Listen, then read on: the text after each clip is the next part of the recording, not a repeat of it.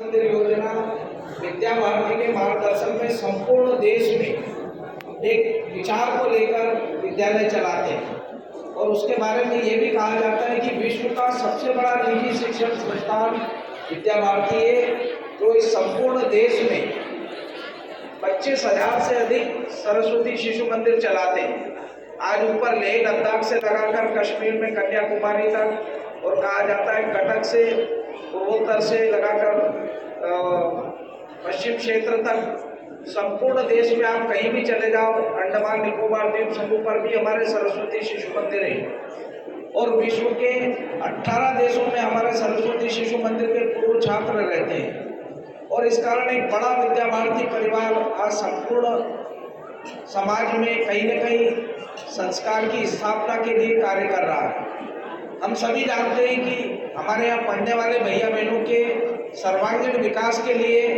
ये सरस्वती शिशु मंदिर प्रतिबद्ध है और उसी में उनके अंदर जो कला है, उनके अंदर जो कौशल है, उसको विकसित करने की दृष्टि से, उसके प्रदर्शन की दृष्टि से इस प्रकार के आयोजन किए जाते हैं। हमें पता है कि प्रत्येक व्यक्ति के अंदर नैसर्गिक कौशल होता है, नैसर्गिक कला होती है, लेकिन उसको निखारने का काम,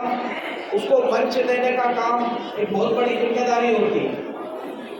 और इसी कारण सरस्वती शिशु मंदिर में पढ़ने वाले भैया बहन सर्वांगीण सर्वगुणों में विकसित होते हैं। हमारे यहाँ कहा जाता है कि हमारे तो भगवान राम और कृष्ण की पहचान भी कला से। हम कहते हैं भगवान राम 12 कला के अवतार थे और भगवान कृष्ण 16 कला के अवतार थे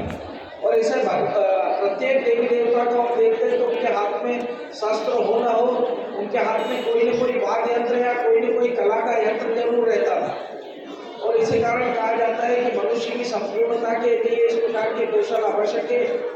लेकिन वो कहीं न कहीं संस्कृति से परिपूर्ण हो, संस्कार से परिपूर्ण हो,